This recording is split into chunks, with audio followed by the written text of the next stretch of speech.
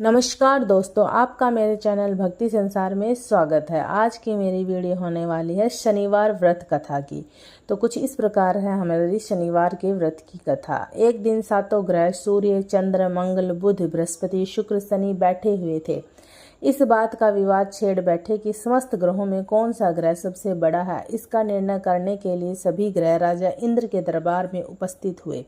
इंद्र ने सोचा कि यदि किसी ग्रह को मैं महान कह दूंगा तो शेष सारे 8 ग्रह मुझसे नाराज हो जाएंगे। इसलिए वह हाथ जोड़कर कहने लगे, देवगण, मैं आप लोगों का निर्णय करने में असमर्थ हूँ, इसलिए आप पृथ्वी पर राजा विक्रमादित्य के पास जाइए। वे बड़े ही न्यायप्रिय राजा हैं। देवताओं को इंद्र की बात जच गई। वे सभी विक्रमादित्य के दरबार में उपस्थित हुए। उन दिनों विक्रमादित्य उज्जैन में राज्य कर रहे थे। सभी देवता जब उनके दरबार में उपस्थित हुए तो उनके स्वागत में सादर उठ खड़े हुए और उनके दर्शन देने का उद्देश्य पूछा। यह जानकर कि मुझे इनमें से किसी एक को बड़ा और किसी एक को सबसे छोटा बताना है, राजा धर्म संकट में पड़ गए।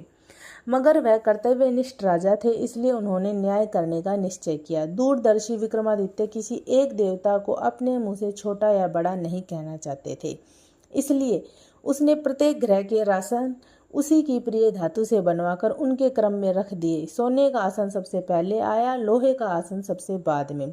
फिर उन देवताओं से कहा कि वे अपने अपने आसन पर पधारे और आसनों के क्रम से ही अपने ग्रहों में अपना पद जाने। आसन सोने, चांदी, कांसी, पीतल, सीसर, जस्ता, अभ्रक और लोहे के थे। लोहे का आसन सबसे बाद में था, वह शनि का आसन था।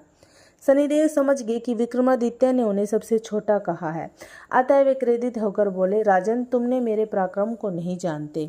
सूर्य एक राशि पर 1 महीना, चंद्रमा 2.25 दिन, मंगल 1.5 मास, बृहस्पति 13 महीने, बुध और शुक्र केवल 1 मास और राहु तथा केतु उल्टे चलते हैं। सिर्फ 18 मास तक राशि पर रहते हैं, परंतु मैं एक राशि पर 2.5 से 7.5 साल तक रहता हूँ।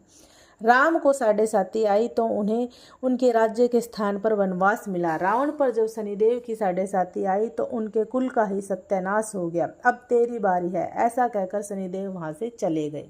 समय अनुसार राजा विक्रमादित्य पर भी 7.5 आई। तब शनिदेव घोड़ों का सौदागर बनकर उज्जैन में पधारे। उनके मायावी घोड़े बहुत ही मनभावन थे। राजा ने घोड़े के सौदागर के आने का समाचार सुना तो अश्वपाल को उन्हें देखने और छांटने के लिए भेजा। उन घोड़ों में से एक घोड़ा इतना सुंदर था कि राजा की तबीयत उसी की सवारी करने को ललचा गई। राजा जैसे ही घोड़े की पीठ पर बैठा, वैसे ही घोड़ा हवा से बातें करते हुआ दौड़ा और कुछ ही क्षणों में राजा को एक बीहड़ जंगल में पहुंचाकर देखते ही देखते अंतर्ध्यान हो गया। अब तो राजा विक्रमादित्य जंगलों में मारे मारे फिरने लगे। भटकते भटकते वे एक नगर में पहुंच गए। वहां उनकी भेंट नगर सेठ से हुई। सेठ ने उन्हें भूखा प्यासा देखकर खाना खिलाया और दुकान पर बैठ जाने दिया। शनि महाराज की कृपा से उस दिन सेठ की बहुत ही अधिक आमदनी हुई। सेठ ने राजा को भाग्यवान पुरुष समझकर अपने वहां रखने का फैसला ले लिया। सेठ राजा को अपने घर ले गया। जिस समय राजा भोजन कर रहा था, उस कमरे की खूंटी पर एक 9 लखा हार टंगा था।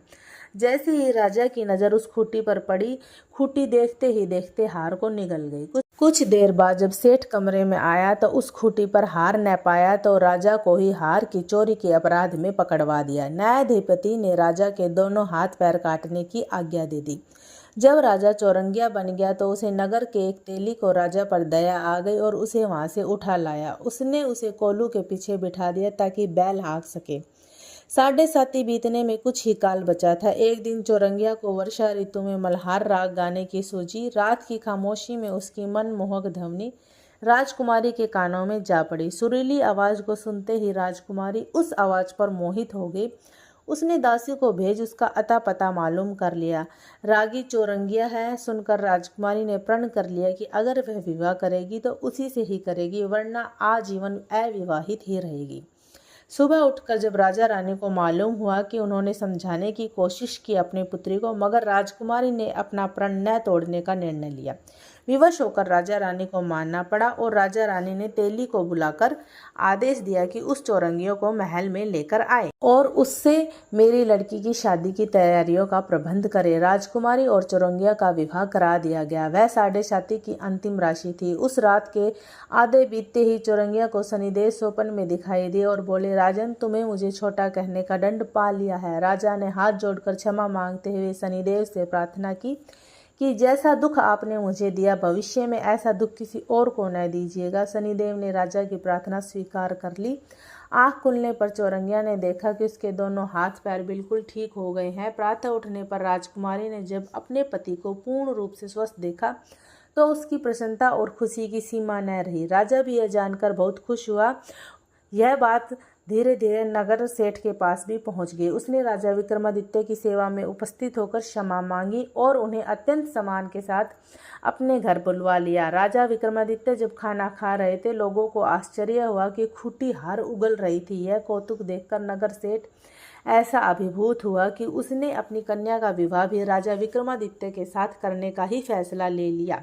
जब राजा विक्रमादित्य अपनी राजधानी आए तो लोगों को बहुत प्रसन्नता हुई। उन्होंने राजा और दोनों रानियों का अति स्वागत किया। पुनः राज्य प्राप्त कर लेने के बाद राजा ने राज्य में घोषणा की, सभी प्रजाजन प्रत्येक शनिवार को व्रत रखकर उनकी कथा व पूजन किया करेंगे। इस प्रकार शनिदेव की 7.5 का अंत हुआ। ऐसी ही खूबसूरत कहानियाँ सुनने के लिए मेरे चैनल भक्ति संसार को सब्सक्राइब करना बिल्कुल भी ना भूलें।